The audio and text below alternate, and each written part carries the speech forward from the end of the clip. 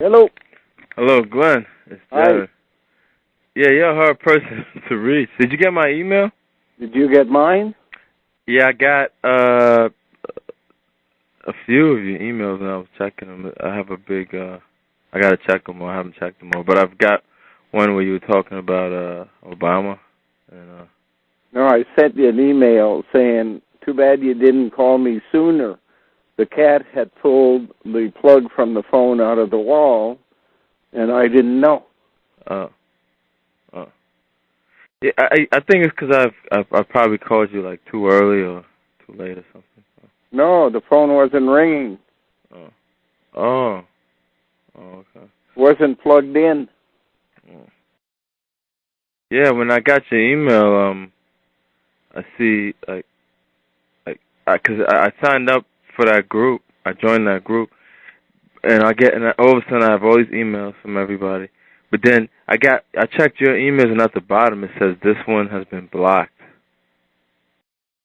On which one was that? I think it was the one on Obama. I don't know why it would block you. 'Cause I didn't block you. Maybe some type of mechanism in there. No, but what site was it blocked on? Oh, and that's CTRL or C. Yeah. Yeah. So I don't know. So.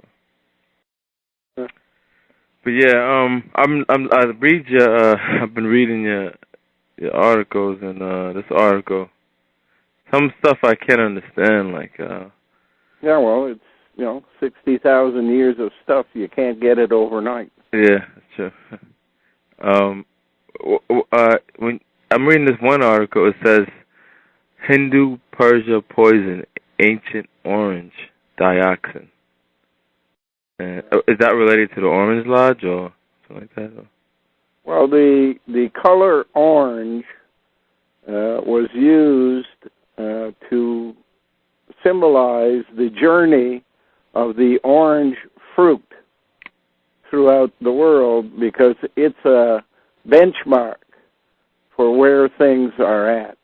Oranges began their life history in India, went to China, back to India, on to Persia, from Persia to the Middle East, from the Middle East into Greece and Rome, from Rome into Gaul, from Gaul into the British Isles, from there into America, and across America to California.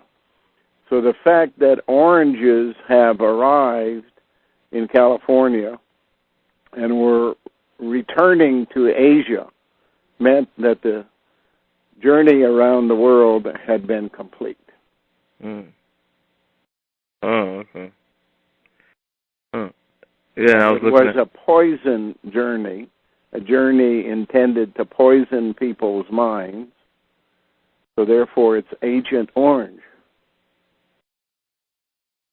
Yeah, I was looking at another article too. It was one with Arnold Schwarzenegger and the governor. I don't know if you remember posting that one. And you called them. They had like code names. Yeah, Arnold Schwarzenegger is a leader of this activity. The main movie he made was the movie called Twins, which basically show him and Danny DeVito as twins, which is symbolic for you couldn't get two people less alike, and that is the same definition as making the perfect slave with a male on the inside and an exterior female. So they are opposite ends, but they are in one person twins. So it's like a hermaphrodite reconfigured.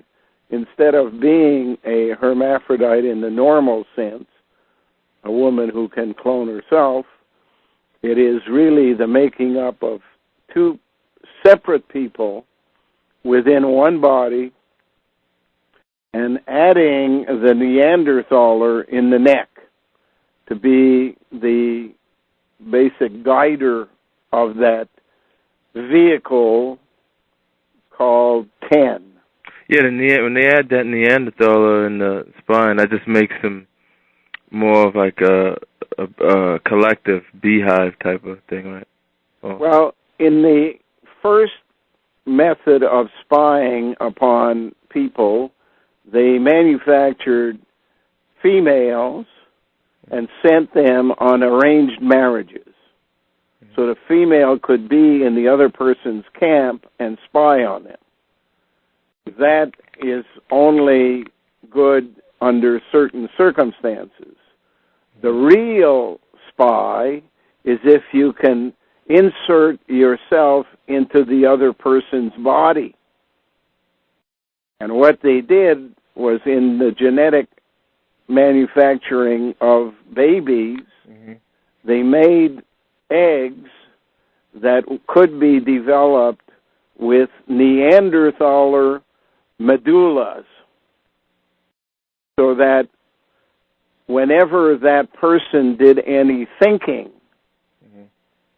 the process by which links intuition to reason was being managed by a Neanderthaler medulla, in Africa called Medusa. Oh, so what's the whole allegory behind Medusa in the mythology? If you remember through the process of evolution, it describes animals being worms at first. And worms traveling through earth don't have ears and don't speak. And therefore they have sensors to feel vibrations as they move along, to know if there's anything in the neighborhood, to know the conditions of the ground, that type of stuff. The evolution of a worm into an eel expands that to a larger animal traveling through water, and it still has hairs that act as sensors. The next step you can look at is an octopus. The hairs become extensions because they're sensors with suckers, so they can, in fact, be active sensors, not just recipients. And then they become reptiles on the ground like alligators, crocodiles, and eventually work their way up the evolutionary ladder until they become animals that walk. And the worm that became the eel, that became the lizard or whatever, is in fact the spine of the larger animals. And it remembers history through a method we call intuition. So in your spine, there is gray matter. In the gray matter is all that was learned by animals since the beginning of evolution. Now you start to have the growth of a second organ to deal with what is happening around, and that's called the brain. And the brain is able to reason, and it's able to calculate. But the brain comes to its decisions after observing, analyzing, and concluding. But prior to acting upon its decisions, it has the benefit that it can turn around and go down the neck into the spine and retrieve anything in the ancient history that might be significant to the decision-making process. We call that intuition. It basically is a play on the word tuition. You've paid for this in the past, therefore it's yours. Okay? So it would retrieve it, and the way to retrieve it, it would be through a system called the medulla. In front of the medulla was a bridge. The medulla sits on top of the spine. Mm-hmm. It has a bridge in front of it, and in front of that is the brain. But what the Neanderthaler did was introduce what they call muses. One is called the thalamus, mm-hmm. or in English it's pronounced thalamus. Mm-hmm. On the other side, the hypothalamus. These two muses hold the reins that, when pulled upon, will activate the chemistry of the body through the pituitary glands or the endocrine glands, or what operates in the stomach through the kidneys and through the what's the other thing? Liver. And it's these chemicals that basically make you feel something. You react by feeling happy if the one type of chemical is released, mm-hmm. and you react by feeling sad or depressed if other chemicals are released. And your body functions properly or doesn't function properly depending on this chemistry. Mm. So the Neanderthaler got to control people from the inside of them at the place where they turned around and asked intuition to confirm the decision reason was making. Mm-hmm. It could basically say, if you're doing your will and not my will, I'm going to make you feel bad. If you're doing my will, like accumulating and putting it in a trust account so I can steal it from you before you get to spend it, you're going to put it in there, and I'm going to kill you off so I can grab it as taxes or steal it from you as service fees. If you're not doing that, if you're going to run around spending my money because you're not allowed to have it, you're just a slave, then I'm going to make you feel bad. Mm. So, with the whole evolutionary process, how do you feel like with Darwin, Charles Darwin and his whole family, because they were all bred for their purpose, and Darwin didn't grasp the most important part. Mm-hmm. And when the media discusses this, they don't allow the discussion on the most important part. Mm-hmm. If they're going to have a thing on TV, for example, they set up the media in the middle, mm-hmm. and on one side they put a person who believes in Darwin's evolution, mm-hmm. and on the other side they put a person who says they believe in creation 6,000 years ago, which makes no sense. Yeah, I know that. Yeah. So the media keeps the debate at that level in order to polarize the discussion between two teams. What the media should be doing is saying, hey, there's a third option. Mm-hmm. Added to the evolution is the fact that Neanderthalers took over at one place as intelligent designers. Mm-hmm. They took out eggs from the natural process and modified them and put them back in, so that what you think is creation mm-hmm. is in fact modified evolution by Neanderthalers. But they don't discuss that in the media. Yeah, because their job is to hide that part. Their job is to polarize.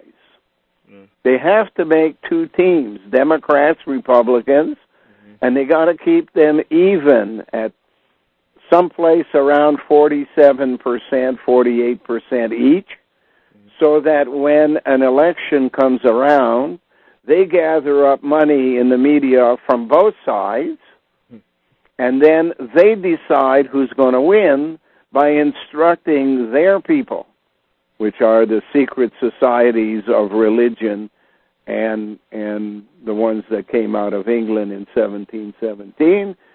Messages are given to those societies. This is the one you vote for. So as the 5 or 6 or 7% of people who belong to these secret societies vote, so goes the election. Now, they can also, like they did this year with Barack Obama, send the money through the Internet, through these people in secret societies, until he has double, triple, quadruple what the other side can collect and is guaranteed to win. Because they're not spending the money, they're just giving it back to themselves. They own the media, so if they get priests or monks or masons or anybody in secret societies to send in money, it's just going back into the same coffers that it came from in the first place. There's only one bank account. It's the pyramid is the symbol for it. It comes to a point at the top. Everything shrinks until there's only one point. The reality is that the pyramid is double. There is one pointing downwards, and all the money goes down to the point at the bottom. I don't even understand why they would even want the money, because the money's just an control idea. mechanism. It is the standard common denominator. There are a number of common denominators in the world. Money is the main one they've established, but it's only because you need money in order to get food. Yeah, right. They train the people that they need some third thing out there instead of getting the food themselves. In the creation handed us all the food we need. All we had to do was walk around and pick it up. But they, in fact, created countries so they could block off the food away from the people and start charging for it. Because in order to block off from the people, they had to create a military. A military cannot be a military if it's got to go collect its own food. So by having the military block off the food, you guarantee what the military needs, and then from the money that you get from other people's labors, you can make and buy the armories that are needed by the military. So food is the common denominator, but money has replaced it as the common denominator. Yeah, you can't have armies without money either. If you had no money, you couldn't have armies. Yeah. They wouldn't fight for free. Yeah. And with the evolution, so I guess like people like Richard Dawkins, right? This guy, he's like almost like a messiah, but in a Darwinistic type. Because I've read some of their books. I got one book's called The Next Million Years by Charles Galton, and they talk about effeminizing the male, because the male is it would be a threat, and domesticating. He said the city was actually domestication, but the elite themselves, they had to keep their their primitive. It's a play on reality that they're giving. They're not going to feminize the male. The male was a part of female, and was divided from the female.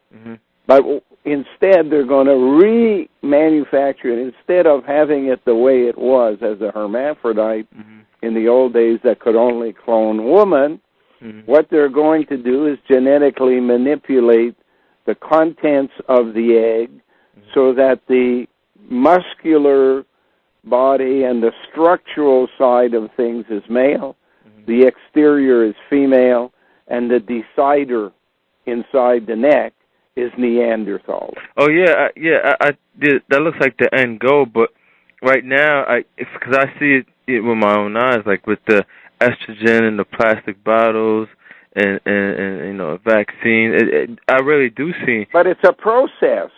You see, the process was that you had from the egg to number 8 to describe the world. Mm-hmm. They added the 9 when they began to make genetically engineered people who were gay or lesbian or multisexual, whatever you want to call it. Mm-hmm. That part was an experiment which did not complete what they were looking for. Mm-hmm. So now what they're looking for is more what I've described, the male 37% inside the slave. 37% female as a veneer or as a porcelain on the outside of that male, and Neanderthaler in the middle.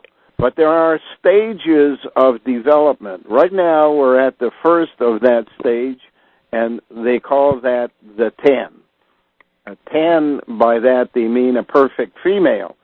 But you only see the female part. You don't see the male or the Neanderthaler that are inside. Mm-hmm. What you see is Hillary Clinton. Yeah. What you see is the president of Argentina. What you see is the president of Israel when it was Golda Meir. And what they're doing is working on improving the appearance of the outside female. Mm-hmm. So you will have a 10, and then a model 11, and a model 12. 3 improvements upon the system, and your final model will be 13. 13 means 3 in 1. Mm-hmm. So male, female, and Neanderthaler reporting to their leader in Antarctica. Mm. In the same way as you have the islands in the Mediterranean, you have Sicily and Corsica and Mallorca reporting to Sardinia. And then they're all made, sardines are just a can of small people, small fish, whereas on the outside, they suggest that they put out whales. That's why the family in England write Wales as their second name. But Wales only comes from the word male. Mm-hmm. If you take M-A-L-E and you switch the letters around, you get lame. So the male is lame. It's got a leg missing on the X. And then if you flip the M around, upside down, the M becomes a W, and you have whale. And you tell the story of Jonah and the whale. Jonah was ordered to do something in Iraq. He refuses to do it.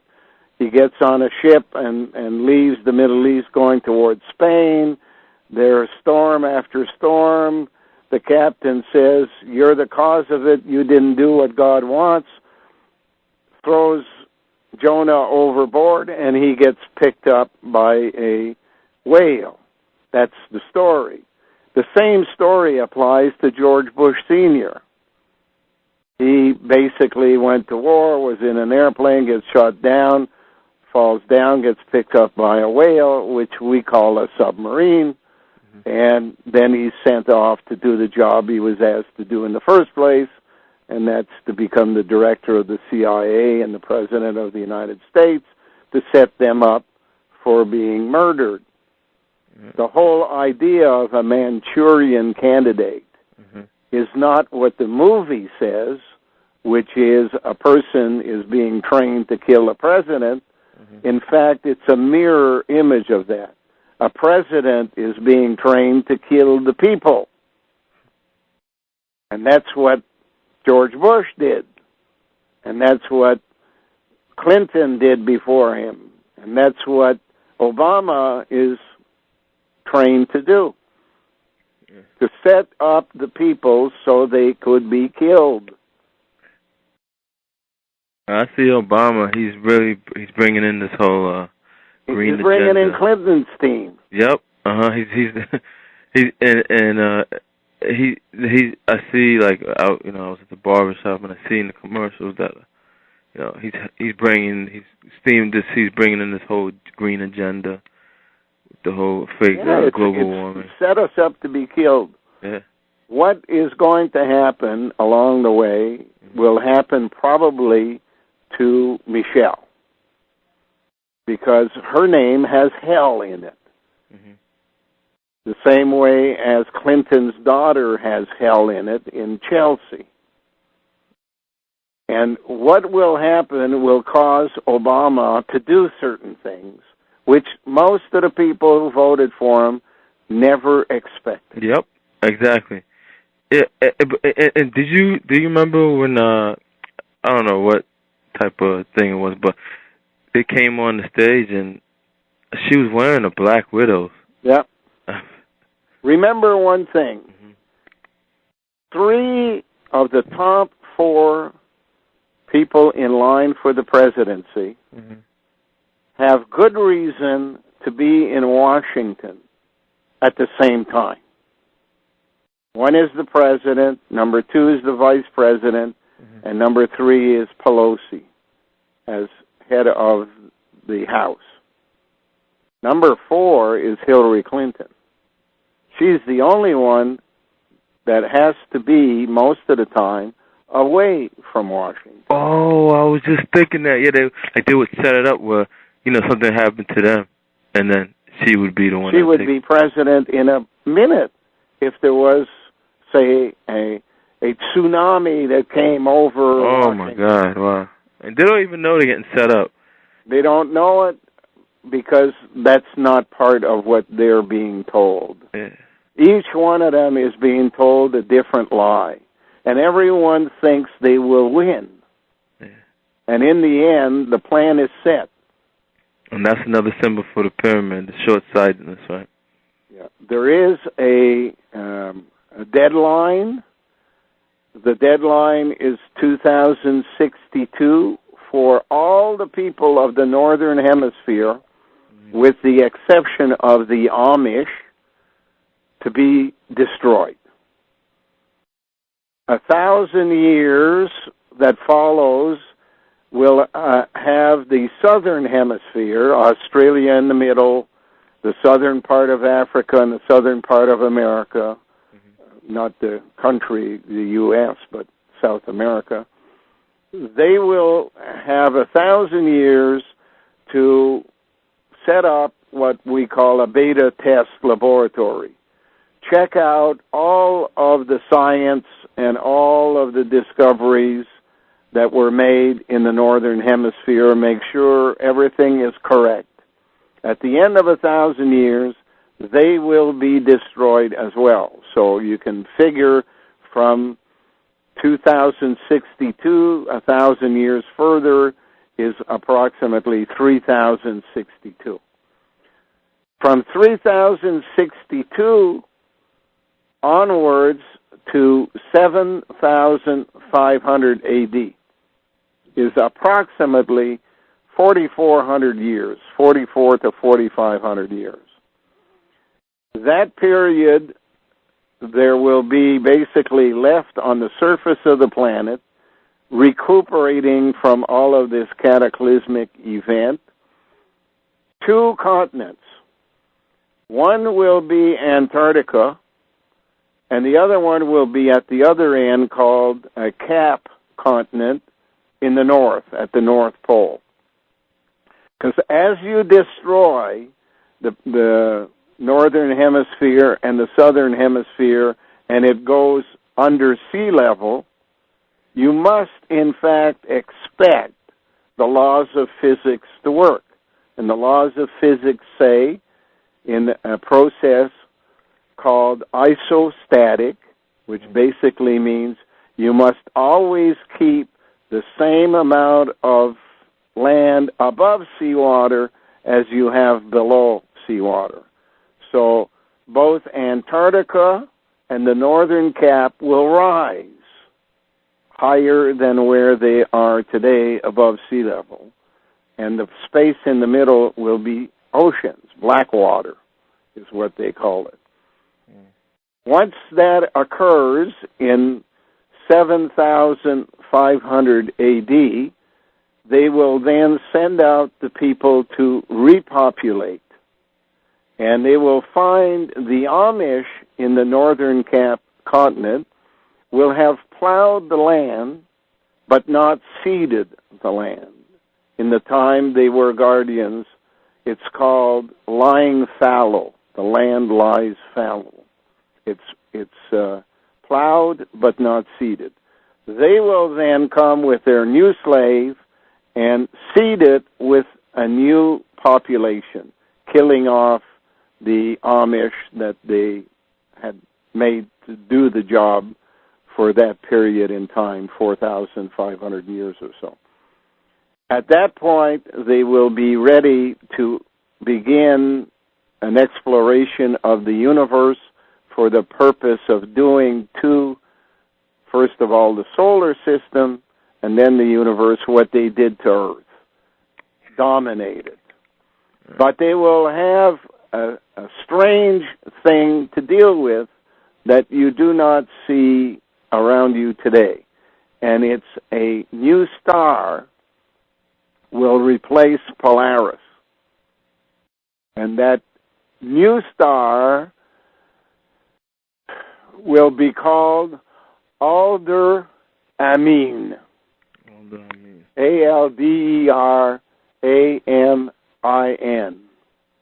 It's a star that is outside of our solar system. Something like 70 or 80 light years away from Earth. But this is a blue-white star, and its luminosity is 23 times that of our sun. So it will be a much, much brighter future than it is now.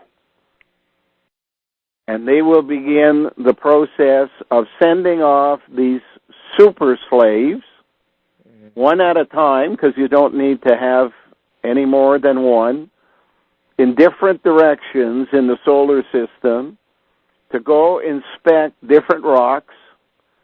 And when they're there, get back in touch with Earth to say whether or not they found what they expected to find, and can that rock be terraformed? You know, if you wanted to terraform Mars today, what you would have to do is pollute it, because it's too cold on Mars, and if you pollute it, you'd make it warmer. So you got to do this with all of the rocks in the solar system, and then you can go beyond the Oort cloud into the rest of the universe. That's the plan the people underground have.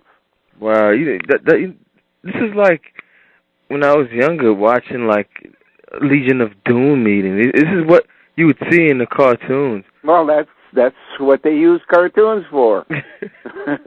It's like Shakespeare had plays in his time, and now it's movies and cartoons. Wow.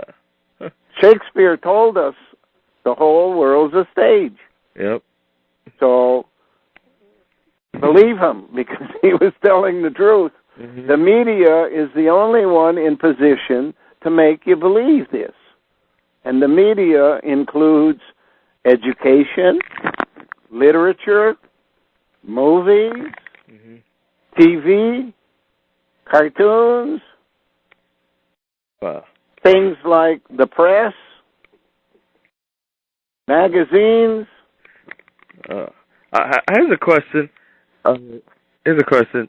How about, like, okay, now, these guys, okay, the guys that work for them at the top of the pyramid, they look at us as, purely, like, physical, like we're just basically, electrical currents and chemical, how do you, what do you say to spirituality? I'll ask you a question. Mm-hmm. When you're walking down the street mm-hmm. in New York, mm-hmm. what do you think of ants? What do I think of them? Yeah. You don't. You walk, and if one happens to be underfoot, so be it. Do you ask about an ant's spirituality? Absolutely not. Do they care about your spirituality? They invented spirituality to confuse you. Why do you say that? Because the word says it, spirit. In the middle of the word spirit, pick out the letters IRS. Any word that has IRS in it means it's part of the accumulation system. Oh, okay. I got it. So, Christ, IRS. Krishna, IRS. Paris, IRS. Wow. But, like, I don't know, I speak to people who, they say they're spiritual, and I'm not saying by going out and praying, but, like, when you're by yourself or something, or, taking a walk by yourself in the woods. When you're by yourself, mm-hmm. you're thinking through your brain. Your brain should be able to turn around and ask your spine mm-hmm. to confirm or deny the things you're thinking. Mm-hmm. In between you and your spine sits the IRS. Yeah. And they pull the reins, which they call reincarnation. Reincarnation. Reincarnation. So the leader of the day that pulls on the reins is the carnation. It's the nation that provides the best vehicle. Mm-hmm. At the beginning, the vehicle was a donkey. Mm-hmm. Later, the rule over the world moved to Persia because they had the horse. Is that related to when, in the Bible, when Jesus Christ was riding on a donkey? Yes, he's walking in, he's on a donkey. It means he's coming at the beginning with the original vehicle at the beginning, which means the Neanderthaler started this process going. So the horse replaces the donkey. Then the horse is replaced by multiple horses called horsepower. Mm-hmm. Vehicles, cars. But the ultimate in horses or in donkeys or in vehicles mm-hmm. is a person who doesn't need the help of an outside piece of equipment to get around. Self-maintained. But is trifibian. That means Superman. He can fly. He can go underwater. He can run at the speed of light. So working on the slave is working on the ultimate vehicle.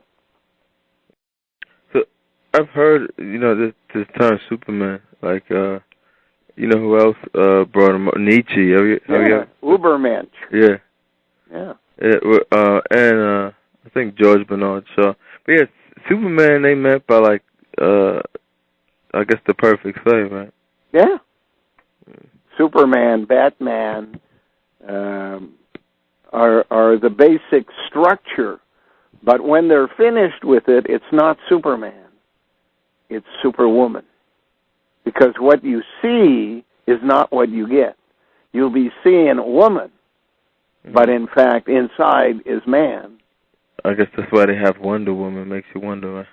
Yeah, that's why they have Olympics, is because they had to establish what is the perfect muscle structure for each task. And then, how close can we bring woman down that path? And Jacques Rogue, the president of the Olympic Committee, said in an interview about a month ago, the disparity between male and female will disappear within the next 10 years. Well, I see, with, like I was saying earlier, that it's more, like I see it with my own eyes. Like men are getting more feminized, small shoulders, and women are getting more masculine. So it's like those were all number 9s. Number 9 this year was eliminated when they got rid of Pluto as a planet, the 9th planet. So after 8 now, in their world, the next number is 10. And that's what we're getting. The perfect female is known as a 10. She is a perfect female because she's not a female. She's a male inside. Yeah, and 10 also, I noticed too, I don't know if you've ever read into Bertrand Russell. He worked on this, the binary code. Sure. The binary code is 0, 1, and if you reverse it, it's 1, 0. And in English, the word they use is nil.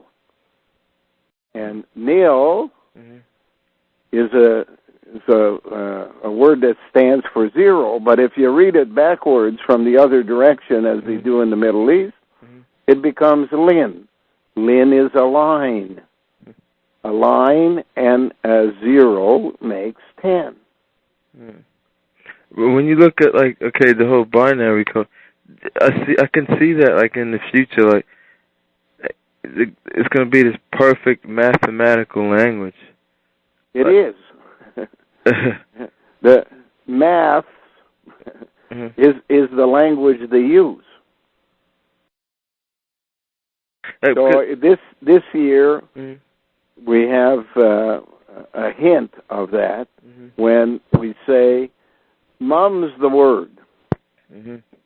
So in French, you call a word a mot, which is spelled M-O-T. Read it backwards, and it's Tom. Tom, in the word Tom, the O can be an I. That then becomes Tim. Tim is the symbol for lame people. Timmies. Oh, little Tim. Oh, okay. Okay? So they're lame when they're Tim. But if you read it the other way, it's a Mitt. Mitt Romney. Mitt Romney was the son of the governor of Michigan. Take out your map of the U.S., look at the lower peninsula of Michigan, and what you will see is a mitt. A mitten. A thumb, 3 fingers together, and a little bump showing there was another finger on the side. That's what Michigan looks like. It has Detroit at the base and a place called Cadillac in the middle. Cadillac comes from a guy called de la Motte. Motte is the word mother without an R. The mitten, which is now between Lake Huron and Lake Michigan and below Georgian Bay, will collapse into the caves of the mines they've emptied out below. And the Great Sea of Aziz will be recreated as it was at the end of the Ice Age. So the Great Lakes won't be the Great Lakes anymore. They will be the Great Sea. And it will be begun by the destruction of Michigan. Since there is no job for the car nation, U.S., that having been transferred over to Japan, Obama now signs the law that allows for stem cell research, because it's through stem cell research that you improve upon the perfect genetically engineered slave called 10 we have today, and you replace it with the 11, 12, 13.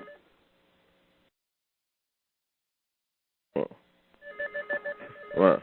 You know, the thing with when I was checking my Yahoo email, one of like the hyperlinks, it showed Obama passed the. Wow, you're an important person.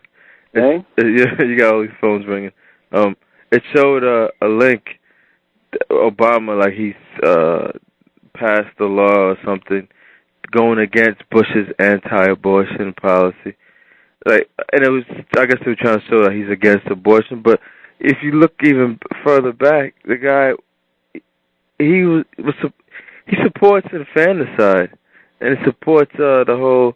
But of course, Planned Parenthood is behind him. But Bush was only doing what he was programmed to do. Yeah. And his job from the media was to be as miserable as possible. Yep. Bad so guy. In comparison, Obama would look great. Yeah, they always look like a savior. Yeah, that's what they do. Good cop, bad cop. Yeah. Yeah, I remember them signing all those laws. What do you think about, like, the North American Unionists? Like, I remember they came out a while ago. There will be no North America the way we know it, and they know it. There will only be a capped continent at the northern end, which starts at the 53rd degree and has a visor extending down into Ontario on the Canadian Shield to this location at the 44th parallel. Yeah, but why would they unite Europe? You know, they're uniting everything. Same reason they united the United States. There will be no Europe. There will be no China. There will be no Japan. There will be no India. It will all be Blackwater. And the only people who will survive will have to be living on the capped continent or on Antarctica or underground in the Moho discontinuity. That's it. These guys know it, and what they're looking for is short term. Short term, they're going to be running south because the southern hemisphere has an extra 1,000 years. So Maurice Strong was spending all kinds of money in Costa Rica. Yeah, I heard Maurice Strong. That's another guy. This guy's pushing this whole green agenda, talking about taking away everybody's rights and giving the animals more rights than human beings. Yeah. This is another big guy. The United Nations knows about it. Most of the key positions in the United Nations are held by people in the southern hemisphere, and most of the bureaucrats hold the positions, that hold positions come from the Nordic countries, from Scandinavia mostly. They rule the world through the United Nations. Yeah. And I guess I remember you saying, like, they disguise, through orphanages. I remember hearing, like Rockefeller, brought him in or something, like adoption. So I guess that UN. What is it in French? One. What does Tiger Woods wear on his hat? One. We're all one. That's why we're all one. And they all have the check mark for Queen Victoria, which basically is Nike sign, and it is basically the sign for victory. It's from the Greek mythology, Nike. Mm-hmm. So it's victory of one. One is the perfect slave. The perfect slave is 3 around 1. I remember talking to you earlier. I was asking you about the brain chip. Why do you think the brain chip is not important? Because it seems like they already have a brain chip. The Neanderthal the Neanderthaler in the medulla. So why wouldn't they? I'm talking about this brain chip's gonna basically make everybody a perfect, like, not a brain chip is a mechanical device. Mm-hmm. It can break. A chemical computer is a person. Yeah. It is a much more advanced technology. So what's the whole point about the brain chip? Polarization. Make 2 teams, make them fight together. That way they don't know what's really happening. Wow, dialectic is so perfect, they understand. That's why we have a star called Polaris. Polarize. Many of them come from Poland. You go to Chicago. The 2nd largest Polish city in the world is Chicago. And I heard PO and PU and Masonry is like the lowest life forms. Yeah. So if we're all dead, right? We're all dead. Then, like, you really think that when somebody dies, this is like the age-old question. When somebody dies, that's it. It's just absolutely not. When you die, there is something that does not die. DNA? Called DNA. And if you have lived a life in support of this Neanderthaler agenda from a person English people call God, who is a creator, not creation, then you will be thrown in the kettle and melted down and remerged with other failures. If you have been able to grasp the concepts and you have learned the premise that I'm describing, your DNA will be remembered with creation. It will be placed into creation, and you will live forever as cells within creation. Creation was not born on this planet. Creation was not born in this solar system. Creation was not born in the universe. It created the universe, the solar system, and the planet. It was here before the Big Bang. It will be here after the Big Crunch. It's all up to you. You're given a task while you're on this earth as life beings to accumulate information, experience things, learn from it, and carry that message back to creation.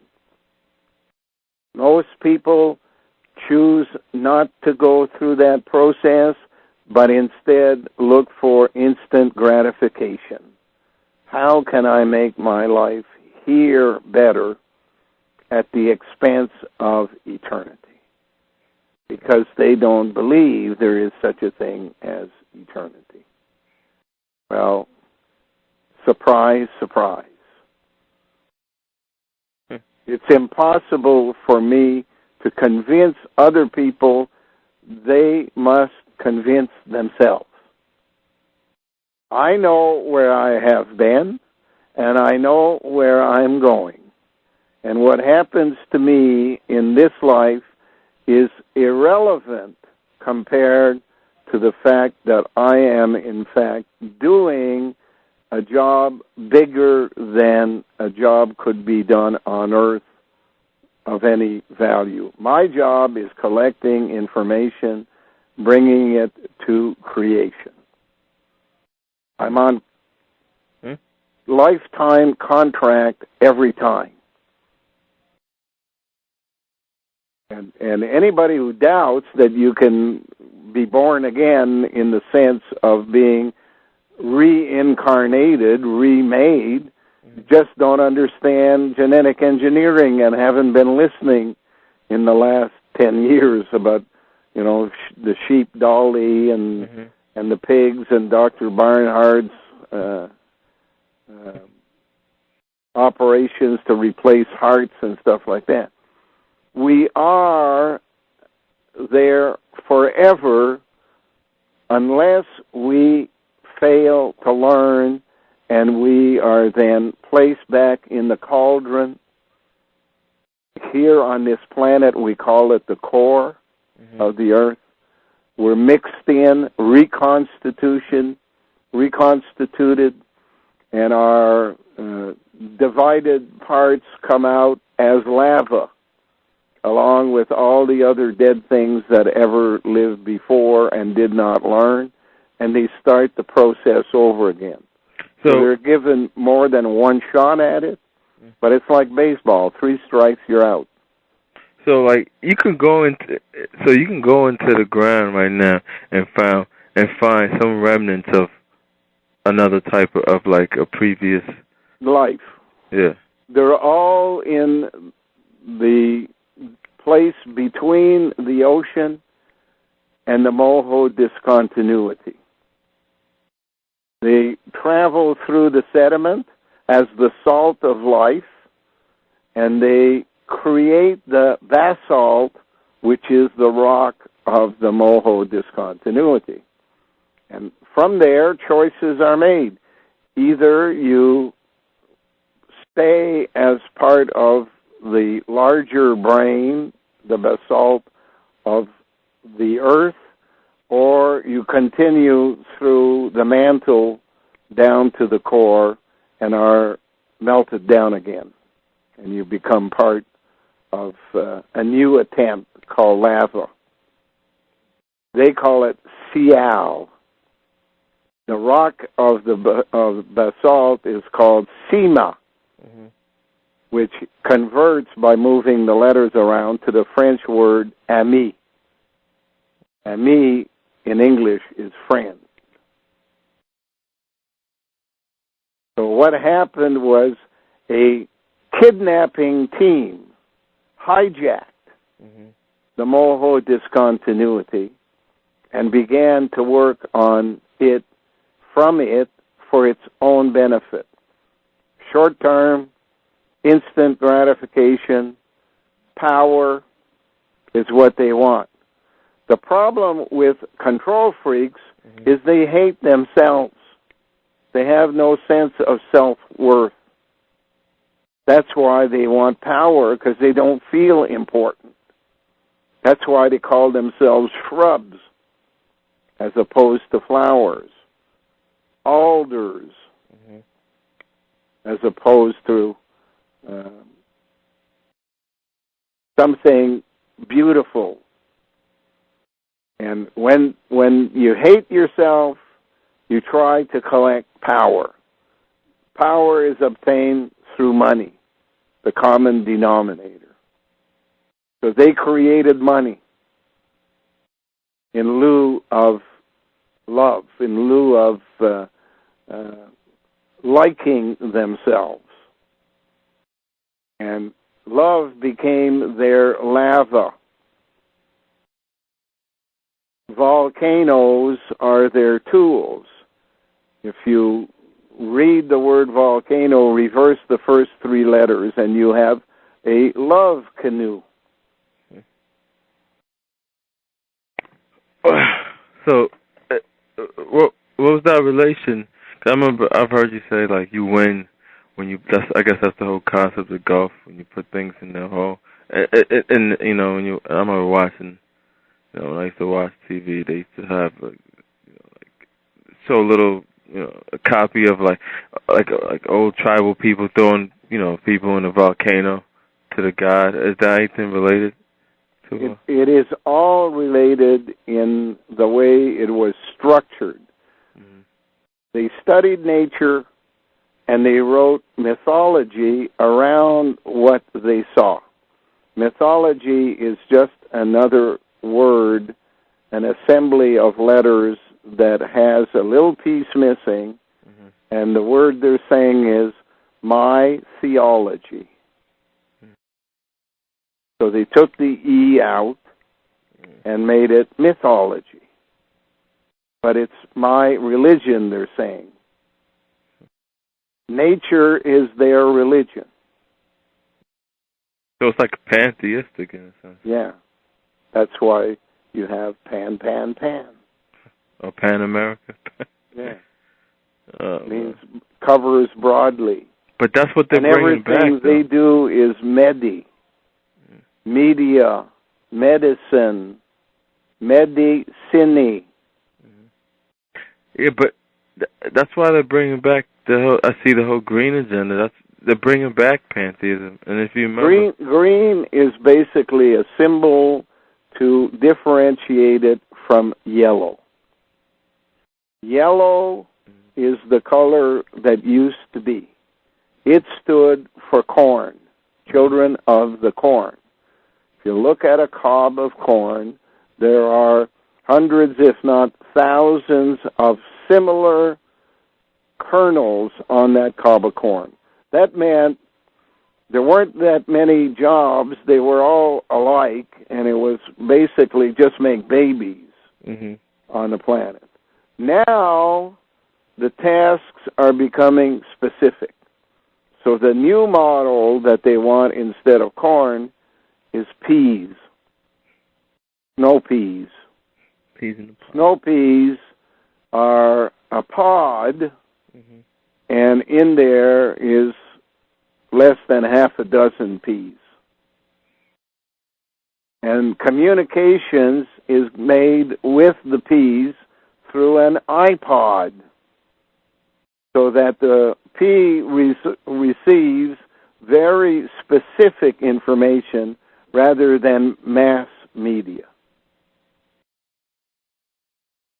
So when they want to mislead you, they put up two fingers and they say, peace, bro.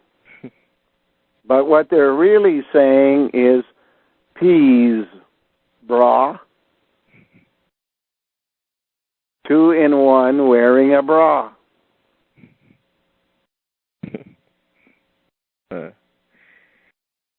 I gotta go. All right, Glenn. Okay. Okay. Bye for now. All right. Bye.